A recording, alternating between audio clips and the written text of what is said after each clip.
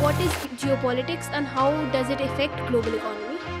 How do you think India is managing through these crises, especially with these neighbors such as China, Pakistan, or Bangladesh? Can the Indian economy go in recession because of that?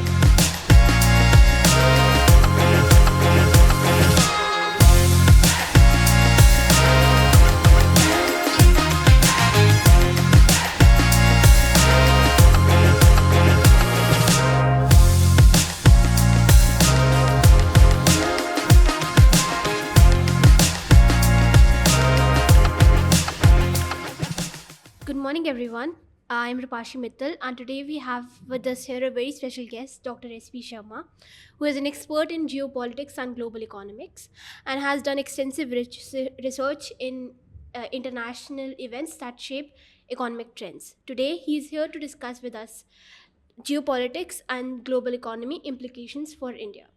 Good morning, sir.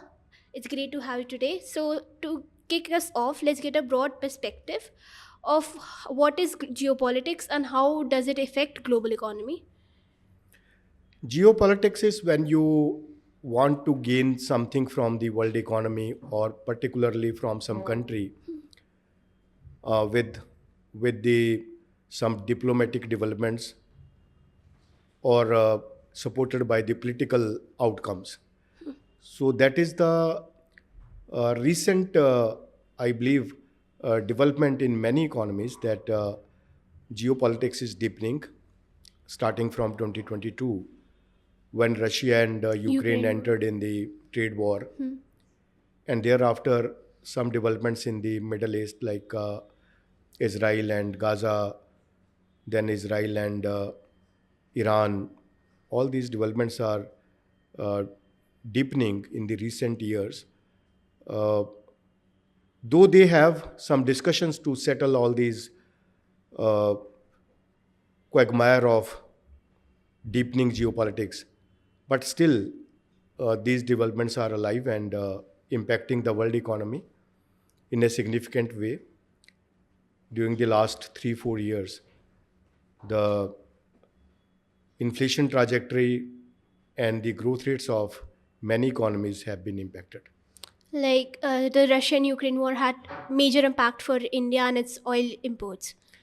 Yes, because India is the fastest moving economy among the major economies. So India matters a lot for any economy in the world economic system in terms of exports and imports.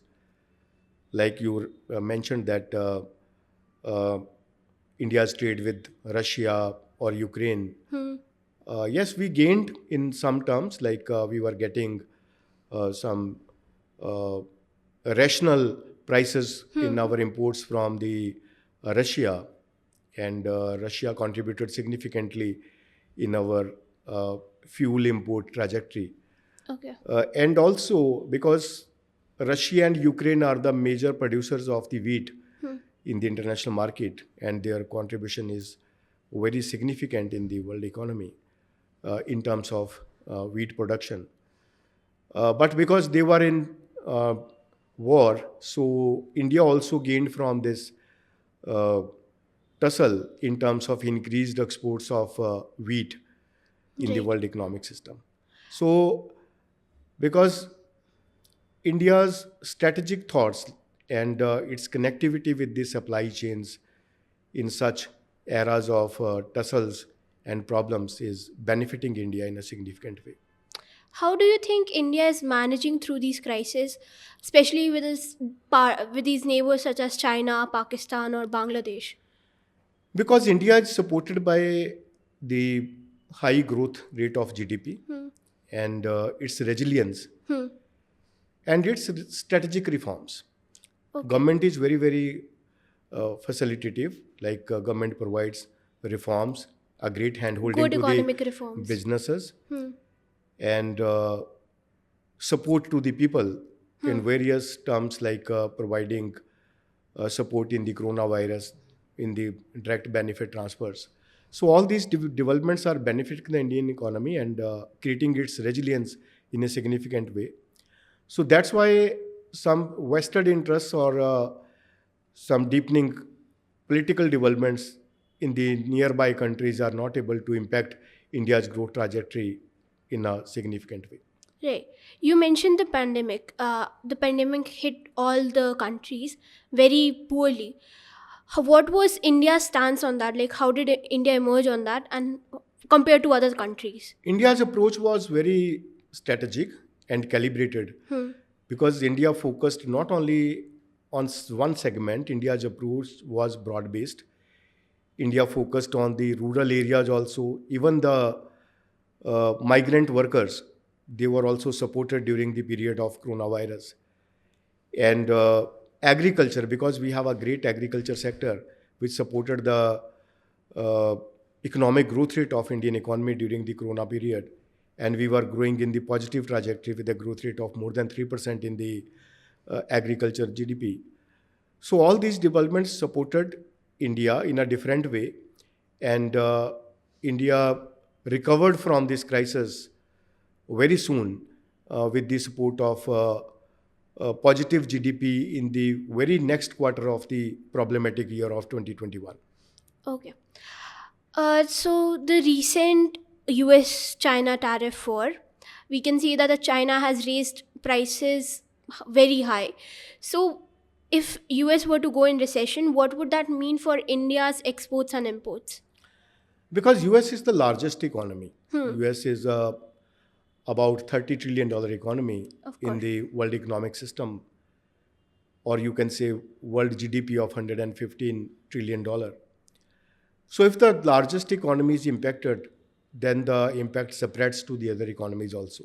As US is our largest trade partner, and we are in surplus in trade with US, so there will have some impact on Indian economy also because of these developments. Can the Indian economy go in recession because of that? No, India will not go into recession because India is resilient economy, Okay. and in any case we grow more than 6%. So growth rate will remain intact, Okay. but a high growth rate which we are expecting at around 8% to for our journey towards Viksit Bharat. So I think 8% we will not be able to achieve in the next 1 or 2 years if some largest economy or some other economies are going in recession. But we will regain our trajectory very soon in the coming years, and our economic resilience will remain strong despite such headwinds. Can this open up trade routes for India with the West, like more friendly relations? Yes, we have our supply chains, very strong supply chains, and these supply chains are supported by the reforms and the clearances to the policies. And we are becoming strong in the supply chains each day.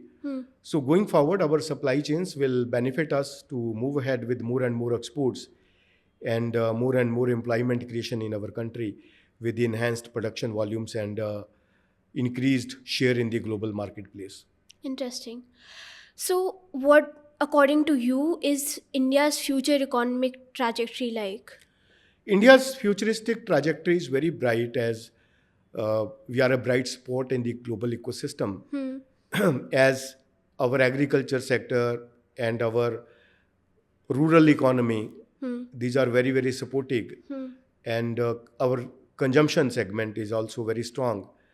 So our growth rate will remain intact, if not high, but in the at the level of somewhere between 6.5 to 7.5% in such kind of crisis years.